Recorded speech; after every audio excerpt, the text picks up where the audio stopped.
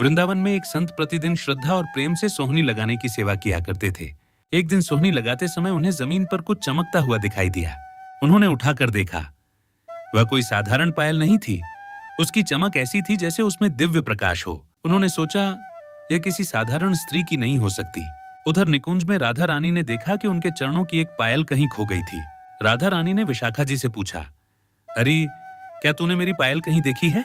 विशाखा जी ने विनम्रता से राधा रानी से कहा, मैंने आपकी पायल नहीं देखी। तब राधा रानी ने कहा, उसे ढूंढ कर ले आओ, वह पायल मेरे कान्हा की दी हुई है। विशाखा जी पायल को ढूंढते ढूंढते उसी भक्त के पास पहुंची और बोली, बाबा, यह पायल मेरी बहू की है, कृपया मुझे दे दीजिए।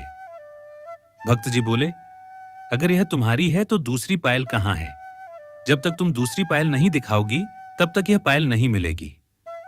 विशाखा जी राधा जी के पास पहुंची और प्रसन्न होकर बोली, पायल मिल गई है।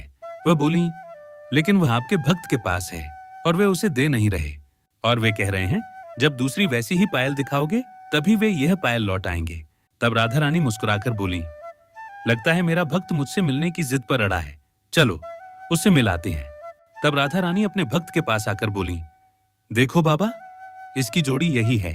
संत ने ध्यान से देखा, दोनों पायल बिल्कुल एक जैसी थीं। उन्होंने तुरंत वह पायल लौटा दी, परंतु उन्हें अभी भी यह पता नहीं था कि सामने खड़ी वही उनकी आराध्या राधा रानी है।